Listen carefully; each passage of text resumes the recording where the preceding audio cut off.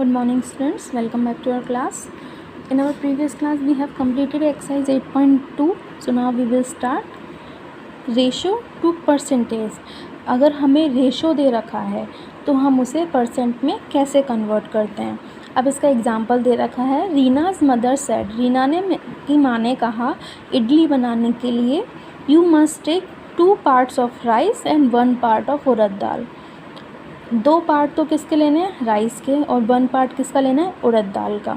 तो total part कितने हो गए, 2 तो इसके और 1 इसका. टोटल कितने पार्ट्स हो गए, 2 + 1 कितना हुआ, 3 पार्ट. 3 पार्ट्स में से 2 पार्ट्स तो लेना है हमें राइस और 1 पार्ट लेना है उड़द दाल का. तो राइस का पार्ट कितना हुआ, 2/3. टोटल में से टोटल कितना है, 3 पार्ट, उसमें से 2 पार्ट राइस का और 1 पार्ट कितना हुआ, उड़द दाल का हुआ.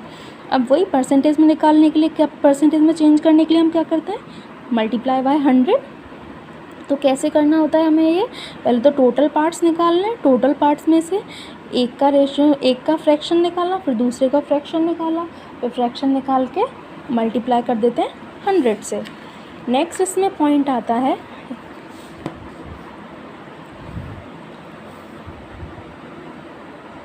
कि अगर हमारे पास परसेंटेज में कन्वर्ट नहीं करना, लेकिन अगर हमें डिस्ट्रीब्यूशन करना है रेशियो के अकॉर्डिंग, जैसे कि इसमें दे रखा है ₹250 is to be divided among Ravi, Raju and Roy. 250 rupees हैं, वो हमें डिवाइड किस में करने हैं, रवि, राजू और रॉय में, जिससे कि रवि गेट्स 2 पार्ट. रवि को कितने पार्ट मिले, 2. राजू को मिले 3 पार्ट्स और रॉय को मिले 5 पार्ट्स. टोटल कर लो इनका, टोटल कितना हुआ, 2 + 3 + 5, 2 + 3 + 5 कितना हुआ, 10. अब how much money will each get, हर एक को कितने रुपए मिलेंगे. तो सबसे पहले तो इसका पार्ट कितना हुआ, रवि का, इसका पार्ट कितना है, 2. टोटल कितना है, 10. तो 2 पार्ट, 10 में से 2 पार्ट रवि का है, और टोटल कितने में से निकालना है, 250 में से. तो 2/10 मल्टीप्लाई 250 कर दिया, इसे सॉल्व कर लिया. फिर राजू का पार्ट कितना है, 3 पार्ट्स है 10 में से, तो 3/10 × 250 कर दिया. और फिर हम परसेंटेज अगर निकालनी है तो मल्टीप्लाई 100 से कर देंगे, परसेंटेज निकल आएगी. हम क्वेश्चन एक्सरसाइज में इसके क्वेश्चन आंसर्स और सॉल्व कर लेंगे. नेक्स्ट आता है पॉइंट, इंक्रीज़ और डिक्रीज़ एज परसेंट. अगर हमारे पास कोई चीज़, हमने 2 सालों की कंपेयर कर रहे हैं, मतलब कि एक साल में हमारे नंबर आए थे 70 नंबर आए थे, किसी मैथ सब्जेक्ट में 70 मार्क्स आए थे, और अगले साल हमारे मार्क्स आए 90, ठीक है. या फिर आप मान लो 80, एक साल तो आए थे 80 मार्क्स, 2020 में 80 मार्क्स थे, और 2021 में कितने मार्क्स आए, कितने मार्क्स थे हमारे, 90. ओके, तो अंतर कितना आया मार्क्स में, 10 मार्क्स का अंतर आया. तो हम उन अंतर को परसेंटेज में कैसे कन्वर्ट करते हैं, इसका फॉर्मूला होता है अमाउंट ऑफ चेंज. कितना चेंज आया वो तो आ जाएगा ऊपर, और ओरिजिनल अमाउंट मतलब कि जो पहले का अमाउंट है, जो मतलब पहले का जो नंबर है, पिछला वाला, नया वाला नहीं, पिछला वाला, वो आ जाएगा अपॉन में, और मल्टीप्लाई कर देंगे 100 से. तो इसका फॉर्मूला क्या होता है, अमाउंट ऑफ चेंज अपॉन में ओरिजिनल अमाउंट, जो मतलब कि पहले वाला अमाउंट है, अमाउंट ऑफ चेंज जितना चेंज हुआ है अपॉन में ओरिजिनल अमाउंट मल्टीप्लाई 100. ये हो जाता है किसका, इंक्रीज़ या फिर डिक्रीज़ होना परसेंटेज का. नेक्स्ट आता है हमारा प्राइस से रिलेटेड आइटम.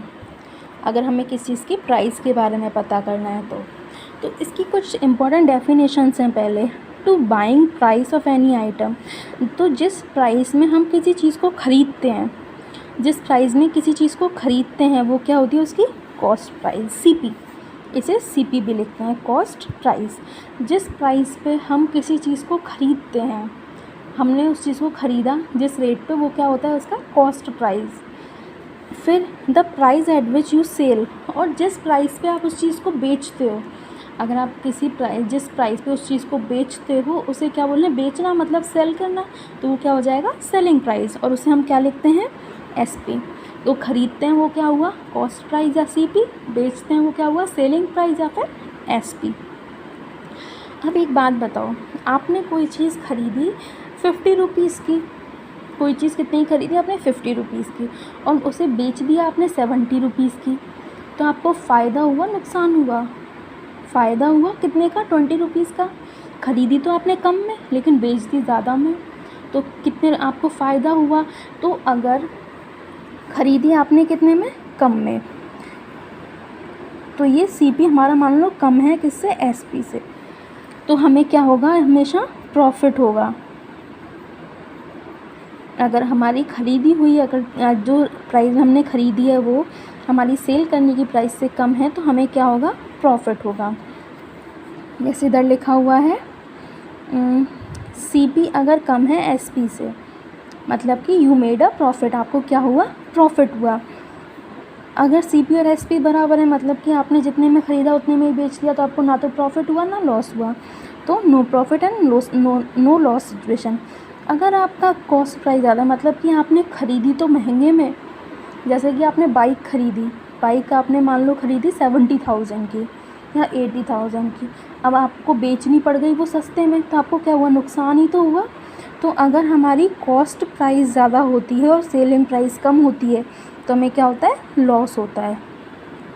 हमने ख़रीदी तो ज़्यादा में और बेची कम में, तो क्या होगा? हमें लॉस होगा हमेशा। तो ये आपको ध्यान रखना है, जिस प्राइस में हमने कोई चीज़ ख़रीदी वो उसकी कॉस्ट प्राइस, जिसमें बेची वो उसकी सेलिंग प्राइस। अगर हमारी कॉस्ट प्राइस सेलिंग प्राइस से कम हो तो हमें प्रॉफिट होता है, दोनों इक्वल हो तो ना तो प्रॉफिट होगा ना लॉस होगा। कॉस्ट प्राइस अगर सेलिंग प्राइस से ज़्यादा है तो हमें क्या होगा? लॉस होगा। अब हम इनको परसेंटेज में कैसे निकालेंगे? परसेंटेज में निकालने के लिए इसका क्या होता है? ये फॉर्मूला होता है। क्या फॉर्मूला है? अगर प्रॉफिट का परसेंटेज निकालना है तो आप एक चीज़ हमेशा ध्यान रखना, प्रॉफिट और लॉस हमेशा किस पे निकालते हैं?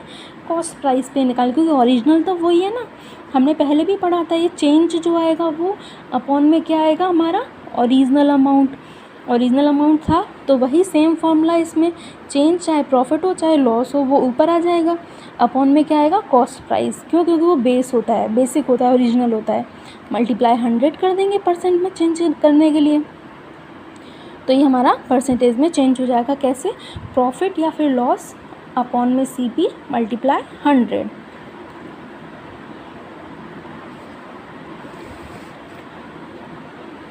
उसके बाद आपकी और लास्ट इम्पॉर्टेंट चीज़ आती हैं कि सिंपल इंटरेस्ट पे हम कोई चीज़ बोरो करते हैं, या फिर सिंपल इंटरेस्ट पे कोई अमाउंट आप बोरो करोगे या फिर गिवन करोगे, तो वो कैसे होता है? सबसे पहले वो अमाउंट जो आप किसी को उधार दे रहे हो, वो amount, the money you borrow is known as borrowed or principal. या तो आप उधार ले रहे हो किसी से अमाउंट, या फिर उधार दे रहे हो, जो अमाउंट आपने उधार लिया है वो क्या होता है? प्रिंसिपल। उसे क्या बोलते हैं? प्रिंसिपल। वो अमाउंट जो आपने उधार लिया है या उधार दिया है वो क्या होता है? प्रिंसिपल। दूसरा, this money would be use by borrower for some time. आप कब देते हो कोई मनी? तब देते हो ना जब वो आपसे, जैसे आपसे किसी ने उधार मांगा तो उसने बोला कि मुझे 5,000 रुपये चाहिए, तो 5,000 क्या होगा? आपका प्रिंसिपल होगा। तो आप बोलोगे 5,000 रुपये तब मिलेंगे जब आप मुझे हर महीने के 100 रुपये और एक्स्ट्रा दोगे, तब मिलेंगे आपको। तो वो जो 100 रुपये एक्स्ट्रा आपने मांगे हैं, अपने 5,000 रुपये देने का चार्ज, वो क्या हो गए? इंटरेस्ट। तो इंटरेस्ट किसे बोलते हैं? For keeping this money. आपने उसको वो रुपये रखने के लिए ही हैज़ टू पे एक्स्ट्रा मनी। तो आपने उसको पैसे दे दिए, आपने 5,000, लेकिन उनको देने का चार्ज आपने कितना लिया उससे? 100 रुपीज़। तो अब अपने पैसे उसको दिया आपने, तो उन पैसों को देने का चार्ज आपने जो लिया है एक्स्ट्रा, वो क्या होता है? उसका इंटरेस्ट होता है। और इंटरेस्ट और जो प्रिंसिपल होता है, उन दोनों को टोटल करके वो कितना अमाउंट पे करेगा, कितना टोटल पैसा जो पे करेगा, उसे क्या बोलते हैं? अमाउंट। वो पैसा जो इंटरेस्ट और प्रिंसिपल को ऐड करके आपको वापस मिलेगा, वो क्या होता है? अमाउंट होता है। तो आपको मान लो कि आपने किसी को पैसे उधार दिए, इधर एग्जांपल में दे रखा है, आपने किसी को पैसे उधार दिए, तो पैसे उधार देने पे आपको कितने दिन में कितने रुपए वापस मिलेंगे वो आप कैसे निकालोगे? इसका फॉर्मूला होता है T/R/P/100। मतलब कि प्रिंसिपल, टोटल प्रिंसिपल कितना है वो मल्टीप्लाई आपने कितने रेट से दिए, मतलब कि कितने परसेंट से दिए हैं, कि मतलब कि आपको 5,000 रुपये पे इतने परसेंट का ब्याज मिलेगा इतने साल पे, तो उसकी रेट क्या है, कितने परसेंट रेट है, और मल्टीप्लाई टी मतलब कि टाइम कितना है उसका, कितने पैसों पे कितनी रेट से कितने टाइम में आपको कितना ब्याज मिलेगा अपॉन में 100। तो उससे क्या निकल के आएगा आपका सिंपल इंटरेस्ट। उससे क्या निकल के आएगा सिंपल इंटरेस्ट।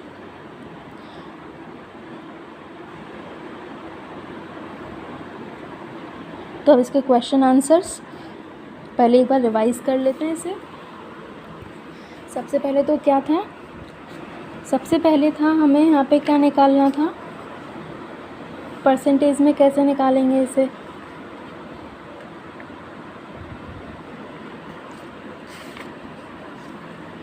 परसेंट में इसका कोई पार्ट निकालना है आपको, तो पार्ट के लिए टोटल पार्ट तो नीचे आ जाएगा और एक जने का पार्ट ऊपर आ जाएगा, और आपको टोटल अमाउंट में से निकालना है तो वो अमाउंट आ जाएगा मल्टीप्लाई में, परसेंटेज निकालना है तो मल्टीप्लाई में परसेंट आ जाएंगे। उसके बाद आपको अगर किसी इंक्रीज़ और डिक्रीज़ का परसेंटेज निकालना है तो जो चेंज आया है उसे तो लिख देंगे ऊपर, अपॉन में ओरिजिनल जो अमाउंट है, ओरिजिनल नंबर को नीचे लिख देंगे, मल्टीप्लाई 100 से कर देंगे। और अब फिर आता है आपका कॉस्ट प्राइस और सेलिंग प्राइस। जिस प्राइस में आपने चीज़ खरीदी वो कॉस्ट प्राइस, जिसमें बेची वो सेलिंग प्राइस। अगर आपका कॉस्ट प्राइस ज़्यादा है और सेलिंग प्राइस कम है, मतलब आपने ख़रीदी महंगे में और बेची सस्ते में, तो नुकसान हुआ, आपको लॉस हो गया। अगर दोनों बराबर हैं तो आपको ना तो लॉस हुआ ना प्रॉफिट हुआ। और कॉस्ट प्राइस कम है और सेलिंग प्राइस ज़्यादा है, मतलब आपने ख़रीदी तो कम में और बेची ज़्यादा में, तो आपको प्रॉफिट होता है। अब इसका परसेंटेज कैसे निकालेंगे, वही सेम, जितना अंतर है, मतलब कि प्रॉफिट या लॉस तो आ जाएगा ऊपर, बेस में क्या आ जाएगा CP, कॉस्ट प्राइस, और मल्टीप्लाई 100। उसके बाद है आपका प्रिंसिपल, इंटरेस्ट और अमाउंट तो है ही है। तब नेक्स्ट वीडियो में इसकी एक्सरसाइज करेंगे। Till then goodbye, have a nice day.